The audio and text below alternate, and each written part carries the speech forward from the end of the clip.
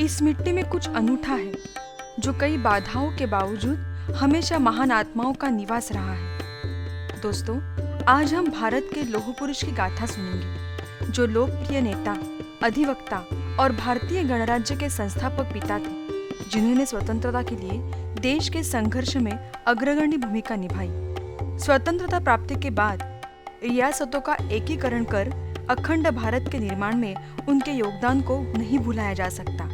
ऐसे महान व्यक्ति हैं सरदार वल्लभ भाई पटेल। वल्लभ भाई पटेल का जन्म 31 अक्टूबर 1875 नंदीग्राम में हुआ था।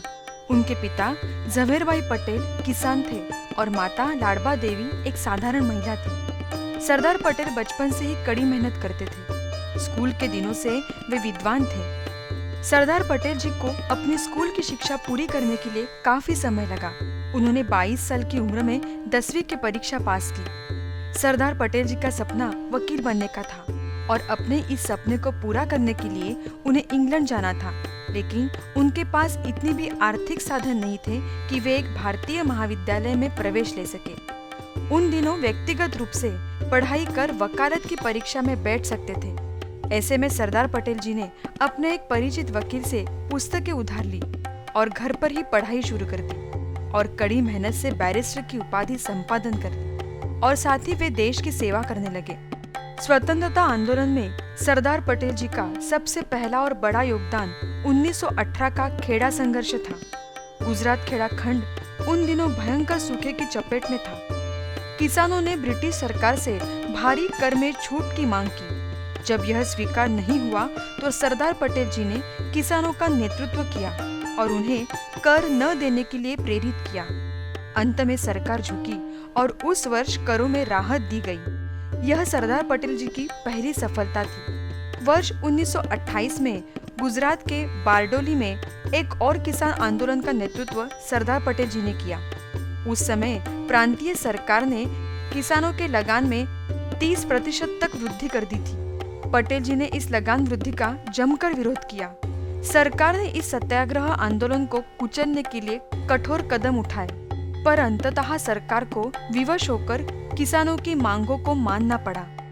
इस बारडोली आंदोलन के सफल होने के बाद वहां की महिलाओं ने वल्लभ भाई पटेल जी को सरदार की उपाधि प्रदान की। 1921 में भारतीय राष्ट्रीय कांग्रेस के 36वें अहमदाबाद अधिवेशन के स्वागत समिति के वल्लभ भाई पटेल जी अध्यक्ष थे। साथ ही गुजरात प्रदेश कांग्रेस कमेटी के वे पहले अध्यक्ष बने। सरदार वल्लभ भाई पटेल भारतीय राष्ट्रीय कांग्रेस के मुख्य नेताओं में से एक थे। साथ ही वे भारतीय गणराज्य के संस्थापक सदस्य थे। सन 1945 में जब भारत को आजादी मिल गई थी, तब देश के सामने छोटी छोटी रियासतों को एक करने की और अखंड भारत बनाने की चुनौती थी।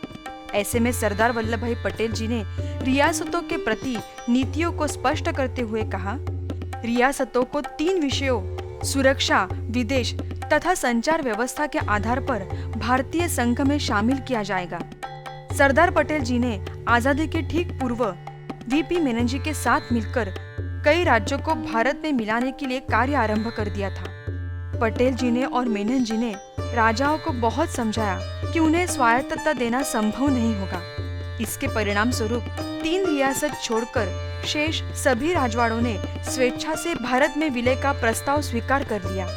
15 अगस्त 1947 तक हैदराबाद, कश्मीर और जूनागढ़ को छोड़कर शेष भारतीय रियासतें भारत संघ में सम्मिलित हो गई। जूनागढ़ के महावत खान ने जूनागढ़ पाकिस्तान में विलय करने का ऐलान किया। तब सरदार पटेल जी ने जूनागढ़ में अपनी सेना भेज दी। जूनागढ़ की जनता ने भी महावत खान का साथ नहीं दिया। इस बीच बढ़ते आंदोलन को देखकर नवाब महावत खान कराची भाग गया। आखिरकार नवंबर 1947 के सप्ताह में शहनवाज भुट्टो ने भारत का प्रस्ताव मंजूर कर लिया और 20 फरवरी 1948 को जूनागढ़ भारत देश का हिस्सा बन गया। हैदराबाद देश की सबसे बड़ी रियासत थी। हैदराबाद के निजाम अली खान आसिफ ने फैसला किया कि उनका रजवाड़ा न तो पाकिस्तान और न ही भारत में शामिल होगा। 15 अगस्त 1947 को हैदराबाद को एक स्वतंत्र राष्ट्र घोषित कर दिया और पाकिस्तान से हथियार खरीदने की कोशिश में वे लग गए। तब पटेल जी ने ऑपरेशन पोलो के तहत सैन्य कार्रवाई का फैसला किया। 13 सितंबर 1948 को भारतीय सेना ने हैदराबाद में प्रवेश किया। 3 दिन के बाद निजाम ने आत्मसमर्पण कर लिया और 17 सितंबर को हैदराबाद ने भारत में विलय का प्रस्ताव स्वीकार कर लिया। भारत के एकीकरण में पटेल जी के महान योगदान के कारण वे भारत के लौह पुरुष कहलाने लगे। आज हम जिस कश्मीर से कन्याकुमारी तक फैले भारत को देख पाते हैं, वो सरदार वल्लभ भाई पटेल के बिना शायद संभव नहीं होता। उनकी दृढ़ इच्छा शक्ति, नेतृत्व कौशल्य और अदम्य साहस का ही कमाल था कि 600 देशी रियासतों का भारतीय संघ में विलय हो सका। सरदार वल्लभ भाई पटेल देश के पहले उप प्रधानमंत्री और पहले गृह मंत्री थे तथा सूचना रियासत विभाग के वे मंत्री भी थे। सरदार वल्लभ भाई पटेल जी ने भारतीय नागरिक सेवाओं IES का भारतीयकरण कर इन्हें भारतीय प्रशासनिक सेवाएं IAS बनाया। अंग्रेजी सेवा करने वालों में विश्वास भरकर उन्हें राजभक्ति से देशभक्ति के ओर मोड़ा। 15 दिसंबर 1950 में मुंबई में दिल का दौरा पड़ने पर उनका निधन हो गया। सरदार वल्लभ भाई पटेल जी को मरणोपरांत भारत के सर्वोच्च सम्मान भारत रत्न से सम्मानित किया है। 2013 को गुजरात के तत्कालीन मुख्यमंत्री और आज के पंतप्रधान नरेंद्र मोदी जी ने गुजरात के नर्मदा जिले में सरदार पटेल जी के स्मारक का शिलान्यास किया। इसका नाम एकता की मूर्ति स्टैच्यू ऑफ यूनिटी रखा गया है।